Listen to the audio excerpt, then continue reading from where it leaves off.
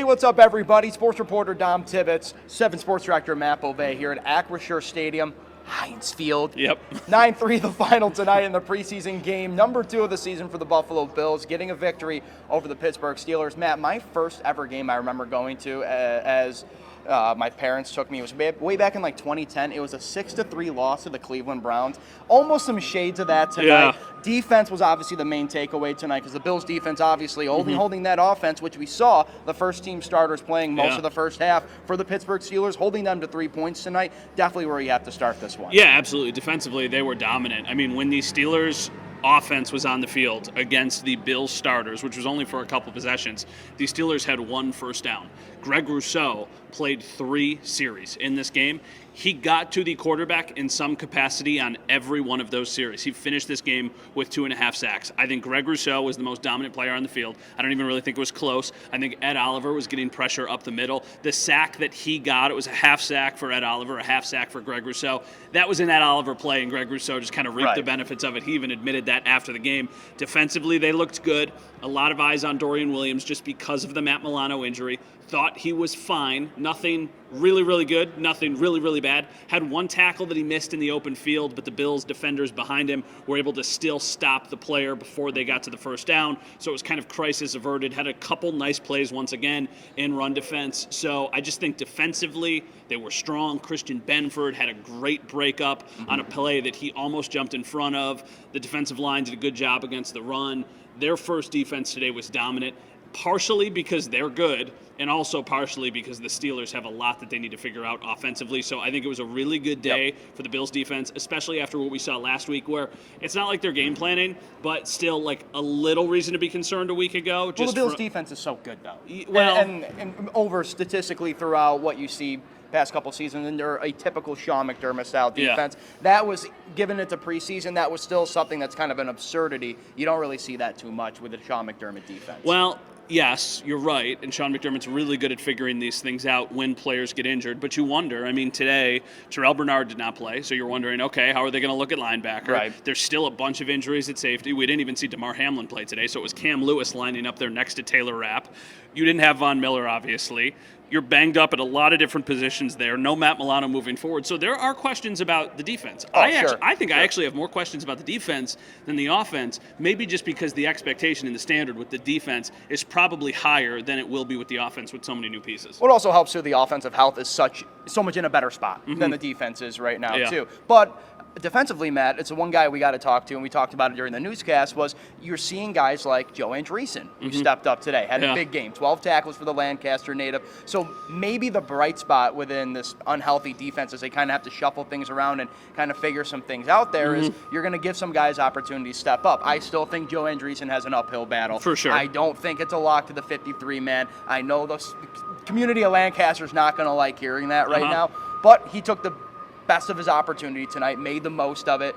And overall, this defense has enough dudes on that team where you feel like they're going to make plays when it matters the most. And tonight, again, against a Pittsburgh offense that definitely had their best form of offense tonight was Justin Fields scrambling and running, basically the old Josh Allen kind of motive, right? So, level of concern, still kind of, medium to low at this point too. And I kind of agree with your sentiment offensively too.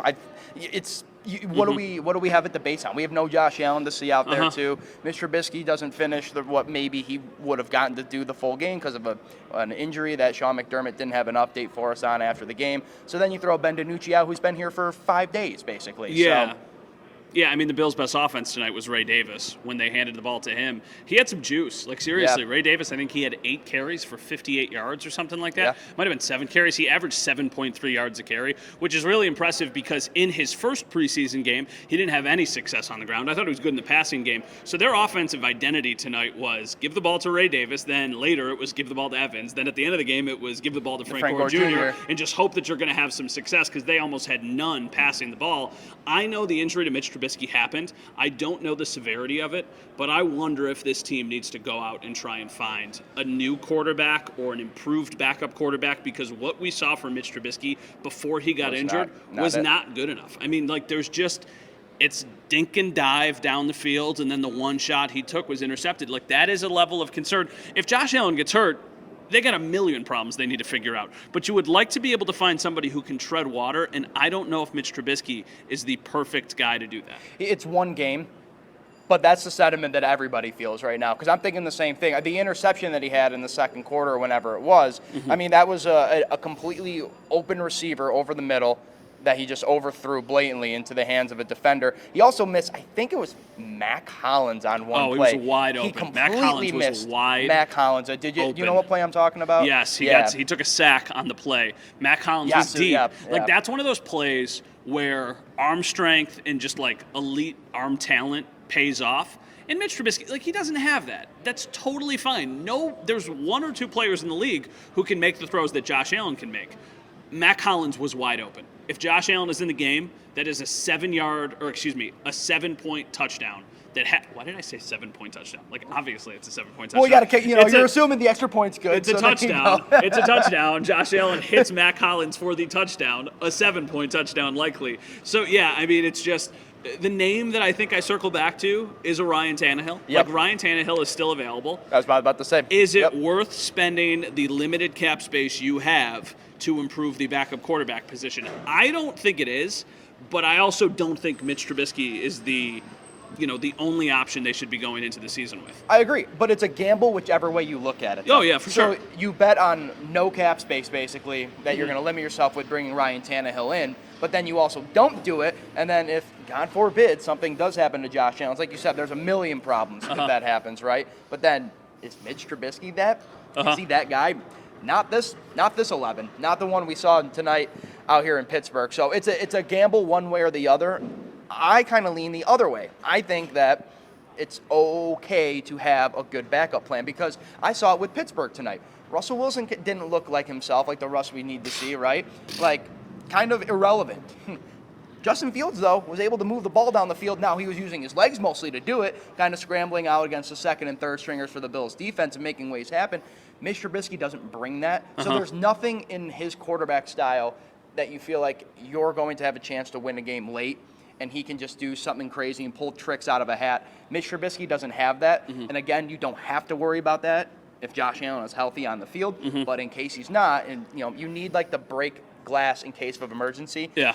And the best guy probably is a Ryan Tannehill. I don't know all the free agent quarterbacks off the top. There's not many left. But not many left. But who are out there? And I think of like guys who have solidified success in the league, who have proven to achieve some level of it. Ryan Tannehill is kind of the big name. Taquan Hardy is an interesting name to talk about in this game, because I do think that he has taken the step to be the front runner to win the primary kick returner job. Yep. Now, flirting with disaster a little bit on his third punt return. He catches it at like the 5-yard line, and then he's tiptoeing down the goal line. He almost gets tackled where the ball would have either been at the 1-yard line or it would have been a safety. He's able to kind of turn the edge. It ends up being like a 9-yard kick return. They get the ball at the 13, so it's not like it was an amazing play, but he was flirting with it. I'm thinking on that play, just let the ball go into the end zone, take the touchback. But then on the next punt return, he brings back a 31-yard return, gets the Bills to the 36, so he hit the gap perfectly on that one. So overall, I think he was a player who was trending in the right direction.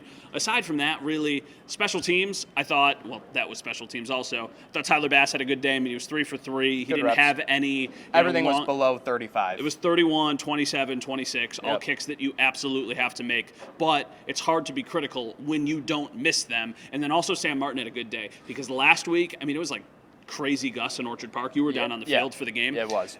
This game was pretty calm, at least wind-wise, and I think he averaged almost 53 yards a punt. He had one that was 59 yards, and then at the end of the game, he had one that was 57 yards that pins the Steelers deep when they were trying to go down the field and win the game at the end. So I thought a special teams game, it was pretty good for them.